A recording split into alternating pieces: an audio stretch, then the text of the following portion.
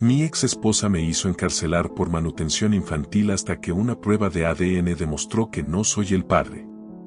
Ahora, he decidido buscar justicia. Tengo 34 años, fui militar y pasé 8 años en la Marina de los Estados Unidos, con 3 misiones en el extranjero.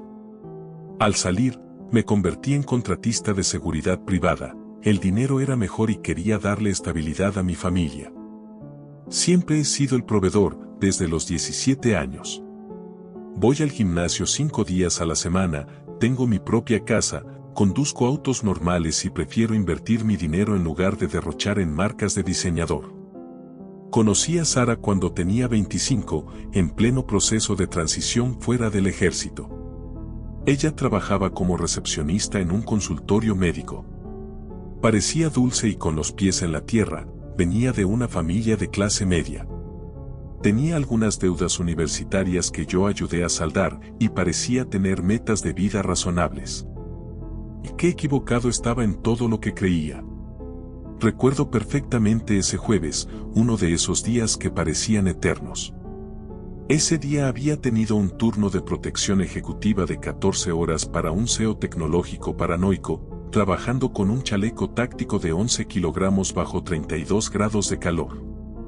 Mis hombros ardían y lo único que deseaba era una ducha caliente y, si era posible, pasar una hora con Emma, mi hija de 4 años, antes de su hora de dormir. Incluso paré en ese restaurante de sushi tan caro que a Sara le encantaba, donde gasté $80 en sus rollos favoritos, rollos dragón con extra salsa de anguila. Aquellos pequeños detalles se me grabaron. Ella había estado distante durante meses, apenas hablaba conmigo y siempre estaba pegada a su teléfono. Aún así, yo seguía empeñado en salvar lo que creía que funcionaba. La disciplina militar me enseñó a no rendirme. Llegué a casa a las 8:45 de la tarde y me encontré con Sara recostada en nuestro sofá de cuero de $3,000, el mismo que pagué con mis ahorros militares, absorta en Instagram. Sin siquiera levantar la vista. Cuando coloqué el sushi sobre la mesa, con voz firme le dije, quiero divorciarme. Esos 4 simples términos salieron sin que ella siquiera apartara la mirada de su pantalla. Después de 7 años juntos, 5 de matrimonio y con una hija a la que ambos adorábamos, o al menos eso creía, me sentí devastado al ver que, mientras ella destruía nuestra familia, ni siquiera me ofrecía el mínimo de contacto visual. Yo seguía allí, en mis pantalones tácticos y polo de compañía, viendo cómo el sushi se enfriaba sobre la mesa. Entretanto, ella comenzó a enumerar sus demandas como si estuviera haciendo su pedido en Starbucks, la casa que compré con mis ahorros militares, el Lexus que pagué de mi bolsillo, la custodia principal de Emma y $3,200 mensuales de manutención infantil. Para que se haga una idea, yo ya estaba pagando una hipoteca de $2,800, $800 en el pago del Lexus, $320 por mi Toyota, $1,400 mensuales en la guardería privada de Emma, $200 en clases de baile, además de todas las utilidades, los gastos de alimentos, el gimnasio de ella, $50 mensuales en un exclusivo club solo para mujeres y, por si fuera poco, gastos de cuidado personal más masajes semanales y citas de peluquería que superaban el pago de mi carro. Tratando de mantener la calma gracias a mis 8 años de disciplina militar, traté de hablar con voz serena, mientras ella simplemente se encogía de hombros, dejando su teléfono a un lado brevemente para continuar con su lista. Así es lo que mi abogado dice que puedo conseguir. Y quiero modificar el régimen de custodia para que tú tengas a Emma cada 2 fines de semana. Eso debería ser suficiente. Fue entonces cuando perdí la compostura. No lo dije de forma violenta, porque jamás he sido de esos, pero no pude contenerme. ¿Estás bromeando? Yo soy el que lleva a Emma a la escuela cada mañana, el que se queda con ella cuando está enferma, el que le enseñó a nadar, lee sus cuentos y la lleva al parque cada fin de semana, mientras tú te dedicas a tus clases de yoga. Pero Sara, impasible, volvió a sumergirse en su teléfono. Mira, los tribunales suelen favorecer a la madre, me replicó, algo que, según mi abogado, es bastante común. Fue en ese momento que me percaté de algo más: Emma no estaba en casa. Eran las 9 de la noche de un jueves y nuestra pequeña ya estaba dormida, pero no con nosotros. ¿Dónde está Emma?, pensé. Resultó que estaba en casa de mi mamá. Imaginé que esta conversación se había planificado desde hace semanas y que Sara tenía un guión ensayado. Allí estaba yo, aún sosteniendo la bolsa del sushi, convencido de que podía reparar lo irremediable. Dejé el sushi sin apetito y le pregunté: ¿cuánto tiempo llevas planeando esto? Su leve sonrisa me hizo hervir la sangre. Esa palabra, tener derecho, retumbó en mi interior como un puñetazo en el estómago. Después de todo lo que había sacrificado, ella se sentía con derecho a la vida que yo había construido. Necesito aire, dije, dando la vuelta para marcharme. No soportaba estar en la misma habitación con ella. No olvides recoger tus cosas del dormitorio principal, me llamó mientras yo ya me alejaba. Ya las he movido a la habitación de invitados, respondí sin un ápice de emoción. Esa noche pasé horas conduciendo sin rumbo, intentando entender lo que acababa de suceder. Mi teléfono no paraba de vibrar con mensajes de Sara: cuando vuelvas, necesitamos discutir los detalles.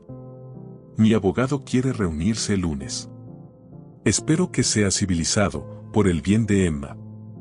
Cada mensaje era una exigencia que me empujaba al borde de un colapso. Casi llegué a imaginar usar a Emma como arma, algo que jamás hubiera imaginado. Fue en ese instante que supe que este no sería un proceso de separación limpio. Las semanas siguientes fueron un torbellino de reuniones con abogados, papeleo interminable y la dolorosa constatación de cómo Sara desmantelaba pieza por pieza la vida que habíamos construido juntos. Ella se mudó a la habitación de invitados y empezó a salir cada vez más. Cada vez que preguntaba por Emma, la respuesta era siempre la misma: está en casa de mamá o está en una cita de juego. Mi primera reunión con el abogado Richard fue un llamado de atención.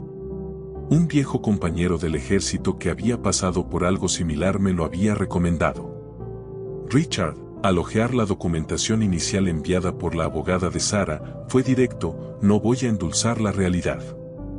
Las demandas que te está haciendo son excesivas, pero no son inauditas en California.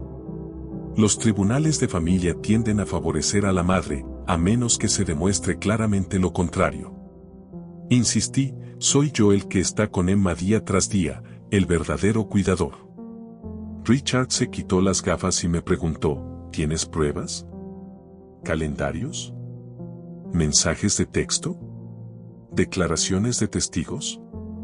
Me sentí como un tonto por no haber guardado cada pequeño detalle de nuestra vida en común. Desde ese momento, empecé a documentar cada vez que Sara dejaba a Emma con alguien, cada incumplimiento de compromiso, cada gasto del hogar. Mientras tanto, Sara difundía una versión muy distinta entre sus amigos. Según ella, yo era un militar controlador, incapaz de dejarle libertad y usando el dinero para mantenerla dependiente, una imagen totalmente opuesta a la realidad. Incluso algunos de nuestros amigos en común empezaron a verme de forma diferente. Recuerdo vívidamente el primer intercambio de custodia después de establecer un régimen provisional. Sara llegó en mi Lexus, y aún hoy esa imagen queda grabada en mi memoria. Estaba pagando la cuenta, luciendo mis leggings de Lululemon de $200 y una camiseta deportiva de diseñador. Cuando Emma salió corriendo hacia mí en cuanto me vio, hacía casi 2 semanas que no podía verla. Mientras tanto, Sara permanecía de pie, golpeando su pie de manera impaciente, como si estuviéramos interrumpiéndola. Con tono cortante, me lanzó casi de manera brusca su bolso y dijo: aquí tienes, he empacado la medicina para sus alergias. No olvides administrarle sus estiramientos de baile. Yo la miré incrédulo, ya que durante los últimos 2 años había sido yo quien se encargaba de la medicación de Emma, pues Sara no podía soportar la presión de recordarlo. Fui yo quien descubrió los desencadenantes de sus alergias, el que encontró al doctor adecuado y quien organizó toda la rutina. ¿Acaso tienes algo más que decirme sobre mi hija?, le pregunté. Ella respondió con una mirada de desprecio, como si yo fuera un sirviente al que debía explicarle claro, aquí tienes la continuación. Todo solo para asegurarse de que la pequeña estuviera lista para su cita de yoga el domingo a las 6 de la tarde, recordando que a las 7 de la tarde ella solía correr hacia esa misma clase. Sí, hablaremos de eso más adelante, respondió Sara. Los fines de semana con Emma eran una mezcla de cielo e infierno. Por un lado, era maravilloso poder compartir tiempo con mi hija, por otro, cada momento se volvía a la vez precioso y aterrador. En mi nuevo y deprimente departamento de una habitación, cuya renta era excesiva solo por estar en el distrito escolar de Emma, construí fortalezas de almohadas, horneamos galletas. Veíamos películas de Disney y salíamos al parque, intentando condensar una semana entera de amor y atención en apenas 48 horas. Emma me contaba cómo había sido su día, hablaba de sus amigos en la escuela y me mostraba los nuevos pasos de baile que aprendía. Aunque a simple vista parecía bien, notaba en ella una quietud inusual, un apego excesivo, y a menudo se despertaba en mitad de la noche preguntando si seguía ahí. «Papá, ¿por qué ya no te veo todos los días?», me preguntó una noche justo cuando la estaba acomodando en la cama, destrozando mi corazón. ¿Qué le dices a una niña de 4 años cuando la figura materna se ha transformado en alguien irreconocible y el padre lucha con todas sus fuerzas pero el sistema parece estar en su contra? Con voz temblorosa le respondí, «Sabes que te amo más que a nada en este mundo, ¿verdad?». Ella asintió, abrazando su elefante de peluche, el mismo que le regalé al nacer. «Yo también te amo, papá. ¿Me cuentas otro cuento?». Y esa noche le leí 3 historias más. Habría leído 100 si me lo hubiese pedido. Los momentos de despedida siempre eran los peores. En cada entrega, Emma se aferraba a mí llorando y suplicando quedarse un poco más, mientras Sara se limitaba a mirar su reloj como si nuestra presencia le causara una molestia insuperable. «Estás empeorando la situación al alargarlo, simplemente vámonos ya», solía decir, rodando los ojos. Con el tiempo, empecé a notar cambios en Emma. Después de pasar tiempo con Sara, regresaba con juguetes costosos y nuevos, pero vestida con la misma ropa que le había mandado, ya sucia o manchada.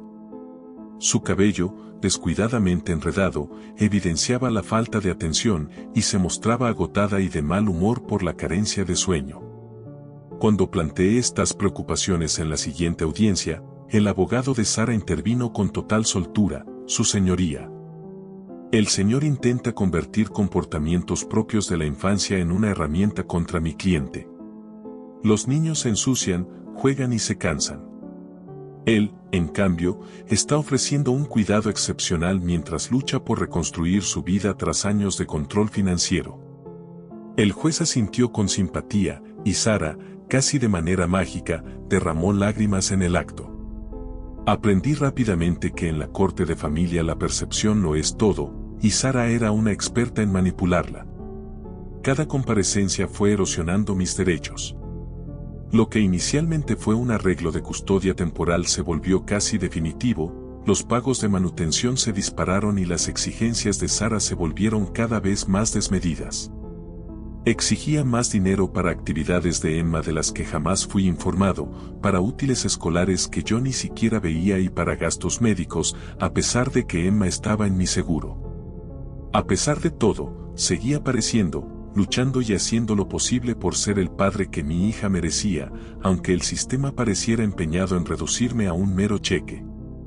Paralelamente, intentaba mantener mi carrera en protección ejecutiva, un trabajo que no permitía desconectar mentalmente. Un solo error y alguien podía salir herido, o peor. Trabajaba entre 60 y 70 horas a la semana, tratando de ahorrar dinero extra, consciente de que las demandas de Sara eventualmente me dejarían sin recursos. Mi rutina diaria era implacable, despertaba a las 5 de la madrugada para ir al gimnasio y evitar debilitarme, a las 6:30 de la mañana me preparaba para el trabajo. A partir de las 7 de la mañana hasta las 9 de la noche cumplía con mis turnos en protección ejecutiva, a las 9:30 de la noche intentaba hacer una videollamada con Emma, si es que Sara lo permitía. A las 10 de la noche preparaba la comida y finalmente intentaba dormir, aunque a menudo terminaba haciendo flexiones hasta agotarme. La falta de sueño empezó a afectarme, me encontré perdiendo detalles cruciales durante las reuniones informativas con clientes, algo que jamás habría pasado antes. El divorcio me consumía, minando mi concentración. Un día, mi jefe, Mike, un viejo compañero militar que me había dado la oportunidad en el sector privado, me llamó aparte tras verme casi quedarme dormido durante una reunión con un cliente. «Hermano, ¿qué te sucede?», me preguntó, señalando que los clientes ya notaban mi distracción. Le conté todo: el divorcio, la lucha por la custodia, las demandas de Sara. Mike escuchó atentamente y, con la paciencia de un veterano, concluyó: «Te respaldo, pero en este trabajo no podemos permitirnos distracciones. Estos clientes confían sus vidas a nosotros. Tómate un tiempo para recomponerte». Me ofreció 2 semanas de licencia pagada, un beneficio excepcional en nuestra industria. Durante ese tiempo, intenté reorganizar mi vida. Me reuní con Richard, puse en orden mis finanzas y empecé a preparar un caso para ampliar la custodia de Emma. Al volver al trabajo, creí haber controlado la situación, pero 3 semanas después me asignaron a un cliente de alto perfil, un tecnobillonario que había recibido amenazas de muerte, lo que, en teoría, era manejable con mi experiencia. Nos encontrábamos en un restaurante siguiendo los protocolos, con el cliente sentado de espaldas a la pared, mientras yo, en modo automático, escaneaba el ambiente. Mi teléfono vibró, era Sara enviando una foto de Emma en el hospital, sin contexto ni explicación, mostrando a mi pequeña asustada y conectada a equipos de monitoreo. Inmediatamente le pregunté qué había sucedido y en qué hospital se encontraba, pero no recibí respuesta. Al llamar, solo obtuve buzón de voz. Mientras intentaba mantener la compostura profesional, por dentro me destrozaba. En ese momento, noté a alguien acercándose a nuestra mesa de manera acelerada, con la mano metida en su chaqueta. Normalmente, mi entrenamiento habría respondido de inmediato para neutralizar una amenaza, pero dudé por una fracción de segundo, y en nuestro oficio esa demora lo es todo. Resultó que se trataba de un hombre pidiendo un autógrafo, sacando un cuaderno en lugar de un arma. La crisis se desvaneció, pero tanto mi cliente como mi superior notaron la demora. Más tarde esa misma noche, tras confirmar que Emma estaba bien, se trataba únicamente de un chequeo de rutina, la manera de Sara de complicarme la vida, Mike me llamó y dijo: «Esto no está funcionando, amigo». 2 meses después, me convocaron a la oficina porque 2 clientes se habían quejado de mi falta de concentración. Tras 15 años de servicio ejemplar, 8 en la Marina y 7 en el sector privado, mi historial perfecto se vino abajo. Recibí una indemnización decente, pero con las demandas de Sara y los crecientes gastos legales, esa compensación pronto se agotaría. «¿No hay nada que pueda hacer?», le pregunté a Mike, notando la desesperación en mi voz. «Con pesar», me respondió, «ahora mismo, no. Arregla tu vida personal y luego hablamos». En este sector, la gente recuerda tanto lo bueno como lo malo. Con esas palabras, recogí mis cosas, mientras mis ex colegas evitaban mirarme. 15 años de servicio intachable, múltiples reconocimientos y un historial impecable. Todo se desvaneció por el hecho de que Sara ni siquiera se molestó en enviar un mensaje de seguimiento para avisarme que mi hija estaba en el hospital. Cuando la confronté, ella simplemente se encogió de hombros. «Yo siempre pensé que debía mencionarlo», dijo. «Ella ya estaba en el consultorio y no era mi culpa que hubiera reaccionado de forma exagerada.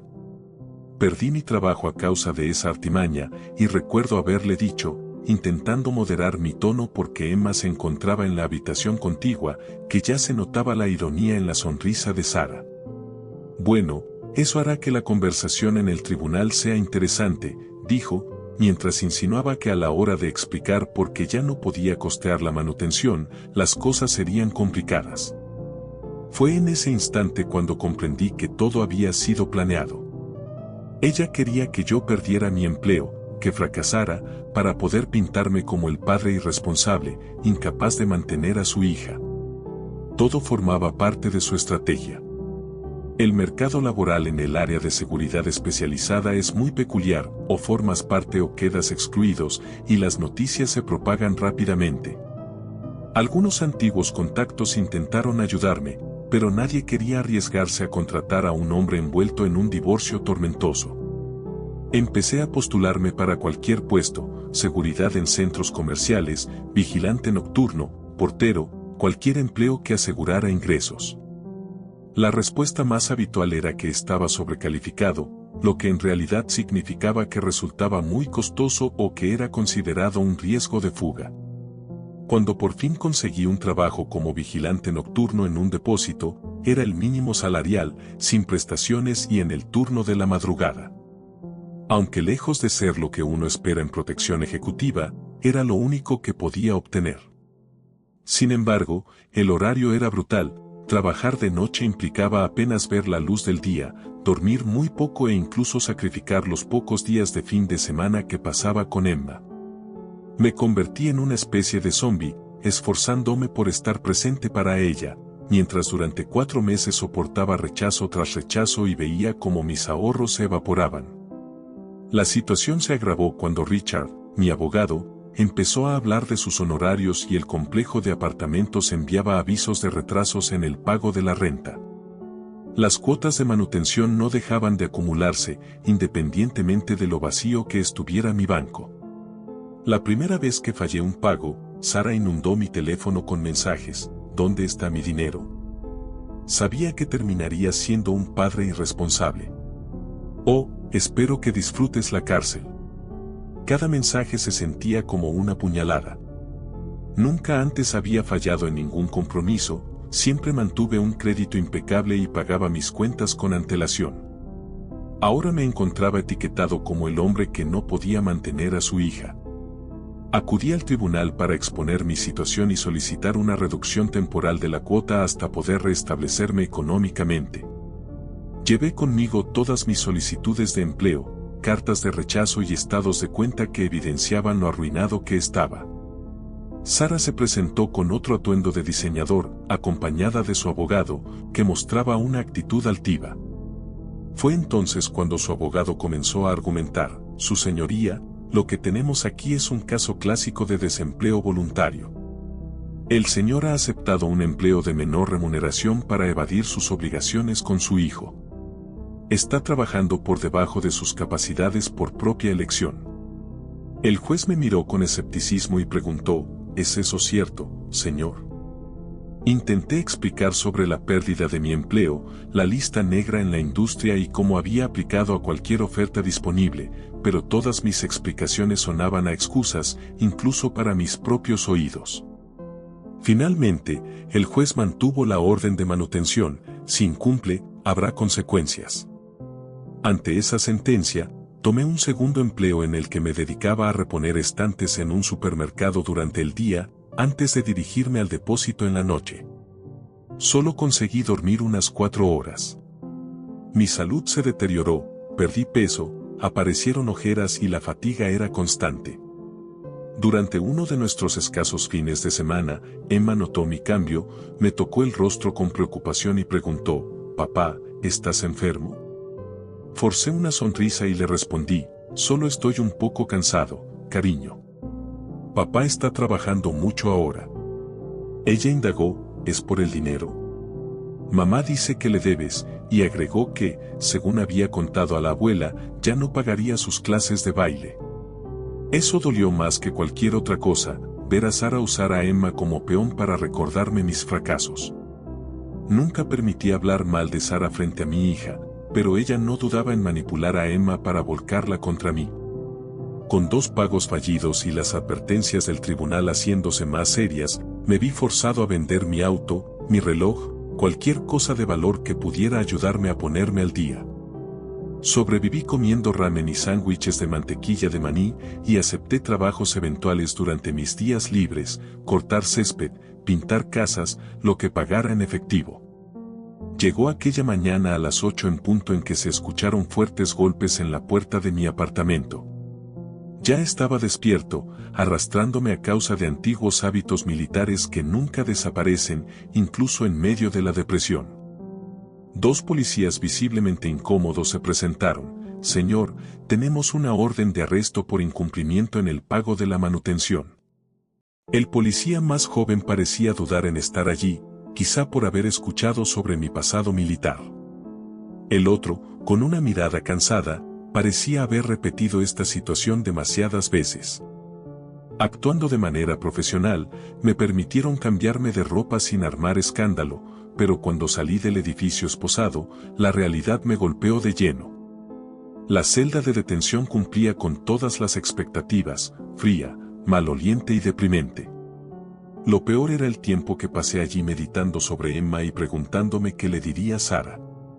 ¿Acaso explicaría que su papá era un criminal que no la amaba lo suficiente como para pagar? Intenté comunicarme con Richard desde el teléfono de la cárcel, pero su secretaria me informó que ya no podía representarme por las facturas legales pendientes. Perfecto. El defensor público que me asignaron parecía tener apenas 12 años y un volumen de casos que aplastaría incluso a un abogado experimentado. Apenas revisó mi expediente antes de nuestra breve consulta y, con tono implacable, me aconsejó, solo dile al juez que pagarás. ¿Con qué dinero?, pregunté. Ya trabajo 2 empleos y he vendido todo lo que poseía, respondí. Él respondió, encogiéndose de hombros y ya mirando el siguiente caso, resuélvelo o volverás aquí en un mes. El juez, poco impresionado, resumió la situación. Señor, a este tribunal no le interesa cómo cumpla con sus obligaciones, sino que se cumplan. Su hija merece apoyo. Quería gritar, contar todas las formas en que había cuidado de Emma, las historias antes de dormir, las clases de natación, las visitas al médico y cómo Sara manipulaba el sistema para hundirme, disfrazándose de preocupación por el bienestar de la niña. Sin embargo, solo asentí y prometí pagar. Esos 3 días en la cárcel significaron 3 días de trabajo perdido, fines de semana sin Emma y un descenso aún mayor en mi situación. La cárcel de condado, con todo su aislamiento, me dio tiempo para reflexionar. Me mantuve activo haciendo flexiones en mi celda y tratando de seguir una rutina, mientras los demás reclusos me dejaban en paz, quizás notando que no era del tipo habitual de los que ingresaban. Al salir, encontré una pila de correo en mi apartamento, principalmente facturas y un grueso sobre sin remitente. Poco después, recibí la carta de mi antiguo compañero de la empresa de seguridad, uno de los pocos en quien realmente confiaba. La carta era espesa y, en cuanto la abrí, comencé a leer y comprendí de inmediato por qué mi hermano había cargado con este secreto durante tanto tiempo. Sabes que mereces conocer la verdad. Durante años, me desempeñé como vigilante de seguridad en eventos de hoteles de alto nivel y en varias ocasiones observé a Sara en compañía de su instructor de yoga, Brad, pero no se trataba de una simple clase de yoga. La primera vez que los vi juntos, pensé que debía estar equivocado, pero la situación se repitió en distintos hoteles y eventos. Siempre estaban demasiado unidos para ser únicamente amigos, así que comencé a tomar fotografías y anoté meticulosamente las fechas y horas de cada encuentro. Sé que esta revelación va a doler, pero aún hay más. La siguiente parte de la carta me dejó sin aliento, la cronología no cuadraba. Según los registros, Sara ya estaba saliendo con Brad mucho antes de que Emma naciera, mucho antes de lo que yo había pensado, y cuento con imágenes de seguridad con sellos de tiempo que lo demuestran. Guardé esta información durante años. Cuando parecía que ustedes eran felices, no pude obligarme a destruir lo que parecía ser una familia. Pero ahora, al ver el infierno al que te sometes, entendí que mereces saber la verdad. Dentro del sobre encontré decenas de fotos, imágenes de Sara y Brad en hoteles, restaurantes, de compras, algunas tomadas antes de mi boda, otras durante su embarazo y hasta algunas de apenas semanas atrás. Al estar sentado en mi modesto apartamento, repasando esas fotos, todo comenzó a tener sentido, aquellas clases nocturnas de yoga, el extraño horario de trabajo que atribuía a Brad. Su actitud defensiva cada vez que sugería asistir a alguna de sus clases y, Por supuesto, Emma. La miré detenidamente en la foto que tenía en mi mesita de noche, la observé con nuevos ojos, sus ojos azules, a diferencia de los míos que son marrones. Y su cabello de un tono más claro que el mío y el de Sara me recordaron a mi madre. Me pregunté si voluntaria o involuntariamente había elegido no ver lo que realmente ocurría, porque amaba tanto a esa pequeña. Llamé de inmediato a Jaque, con las manos temblando tanto que apenas pude marcar el número. Le pregunté por qué ahora, y su respuesta fue, porque no cuando podía haber evitado tanto sufrimiento. Parecía que ustedes eran felices, que amabas a esa niña con locura, y no quise ser yo el que destruyera eso. Luego, cuando se produjo el divorcio, supuse que ustedes habían llegado a un punto sin retorno, pero algo cambió la semana pasada. Lo vi a Sara y Brad en otro evento, y llegué a oír cómo se reían de ti, bromeando acerca de lo fácil que era manipularte. Fue entonces cuando supe que no podía seguir callando. Pasé todo un día intentando asimilar la magnitud de lo que había descubierto. Parte de mí deseaba enfrentar a Sara en ese mismo instante, gritarle por todos los engaños, pero mi formación de marine y estratega me dijo que esa era el arma que necesitaba en esta batalla que ella había desatado. Esa noche, tras mi turno en la central de seguridad, me dirigí al depósito de almacenamiento. Al amanecer, en lugar de regresar a casa a dormir, me presenté en la oficina de un abogado recomendado por Jaque, especialista en fraudes de paternidad. Apenas salí de la cárcel, contacté a un nuevo abogado, le mostré la carta de Jaque, las fotografías, todo. No se anduvo con rodeos, esto se va a poner feo, me advirtió, pero si lo que tu amigo documentó es cierto, podríamos anular todas las órdenes de manutención. Lo primero es ordenar una prueba de ADN. Obtener la autorización para esa prueba no fue sencillo. Sara luchó con uñas y dientes, asegurando que yo solo intentaba evadir mis responsabilidades, pero el juez, al revisar las pruebas aportadas por Jaque, dio su visto bueno. Las 2 semanas que esperé los resultados fueron las más largas de mi vida. Pasé incontables horas revisando fotos de Emma, en busca de señales, de indicios que quizá debería haber notado.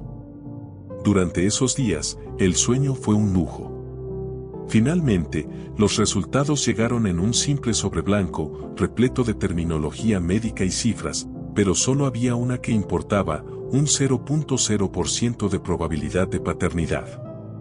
No lloré, no grité, simplemente me quedé inmóvil durante aproximadamente 1 hora, sosteniendo ese papel como si alguien me hubiera arrancado el corazón. Cuando pude moverme de nuevo, llamé a mi abogado, cuyo tono cambió de inmediato al conocer los resultados. Esto lo cambia todo. Vamos a solicitar la anulación de todas las órdenes de manutención, y si resulta que ella también ha estado recibiendo pagos del verdadero padre, podríamos enfrentar cargos por fraude. Ese mismo día, tras una investigación adicional, descubrimos que Sara había estado recibiendo manutención de Brad también. En otras palabras, estaba cobrando 2 veces. Fue fraude, sin lugar a dudas. Las semanas siguientes fueron una vorágine de actividades legales, citaciones, revisión de estados de cuenta bancarios, comprobación de recibos de hotel y vídeos de seguridad en múltiples ubicaciones. Sin olvidar los mensajes de texto entre Sara y Brad, en los que discutían sus planes, y registros médicos que demostraban que ella siempre había sabido la verdad sobre la paternidad. El rostro del juez se oscureció con cada nueva evidencia. Al final, ni siquiera trató de ocultar su repudio. Con firmeza, anunció, señora, lo que ha hecho va más allá de un simple fraude. Ha engañado a 2 hombres, manipulado el sistema judicial y, lo más grave, ha utilizado a un niño inocente como moneda de cambio en su esquema. Luego, en el momento que más satisfacción me dio, el juez se dirigió directamente a Sara, con una mirada severa, se encuentra evidencia fehaciente de fraude. Se anulan todas las órdenes de manutención. El señor tendrá derecho a una restitución por todos los pagos efectuados, más intereses. Además, remito este caso a la fiscalía para que se inicie un proceso penal. La cara de Sara se volvió pálida. Esto no era lo que había planeado. Estaba tan segura de su victoria que nunca se había preparado para un desenlace así. Su abogado tartamudeó, argumentando que Sara era la principal cuidadora de un menor, pero el juez interrumpió: su cliente ha cometido fraude contra este tribunal y contra 2 personas. El hecho de tener un hijo no la exime de enfrentar las consecuencias de sus actos. En ese preciso instante, Sara fue arrestada en la sala del tribunal. La sorpresa fue mayúscula cuando, durante el proceso de registro, encontraron en su bolso de diseñador una cantidad considerable de pastillas ilegales, lo cual, lejos de ser un detalle menor, añadió cargos de intento de distribución. Esa sentencia de 3 años por fraude se convirtió rápidamente en 7.